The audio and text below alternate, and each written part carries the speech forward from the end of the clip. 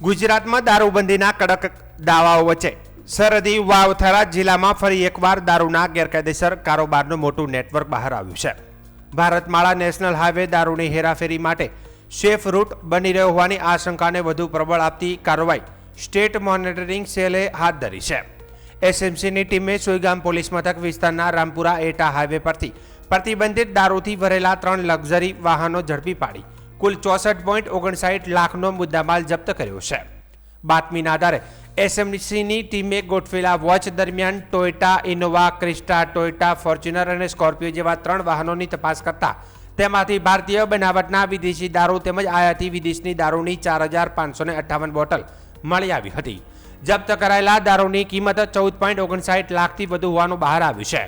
દારૂની હેરાફેરી માટે ઉપયોગમાં લેવાયેલી 3 લક્ઝરી વાહનો, મોબાઈલ ફોન અને અન્ય દસ્તાવેજો સહિત કુલ 64,59,842નો મુદ્દામાલ એસએમસીએ કબજે કર્યો છે.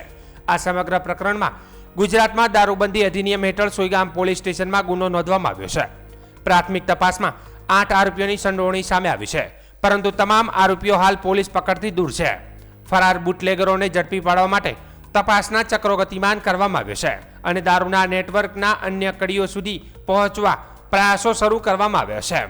આ કાર્યવાહી પછી સૌથી મોટો સવાલ એ ઊભો થાય છે કે દારૂબંધી ધરાવતા ગુજરાતમાં હજારો બોટલ દારૂ લક્ઝરી વાહનોમાં ભરાઈને ભારતમાલા હાઈવે સુધી કેવી રીતે પહોંચી જાય છે? શું માત્ર એક જ કન્સાઇનમેન્ટ હતું કે પછી સરહદી વિસ્તારમાં લાંબા સમયથી ગેરકાયદેસર દારૂની હેરાફેરીનું સંગઠિત રેકેટ સક્રિય છે? સ્ટેટ મોનિટરિંગ સેલના પીએસઆઈ કેડી રવિયાના માર્ગદર્શન હેઠળ હાથ ધરાયેલી આ કાર્યવાહી દારૂના ગેરકાયદેસર વેપાર સામે મહત્વપૂર્ણ સફળતા માનવામાં આવી રહી છે. જોકે આ ઘટનાએ ફરી એકવાર સ્પષ્ટ સાબિત કર્યું છે કે સરહદી વિસ્તારમાં બુટલેગરો હજુ પણ કાયદાના પડકાર ફેંકી રહ્યા છે અને દારૂબંધીના અમલ સામે ગંભીર પ્રશ્નો ઊભા થયા છે.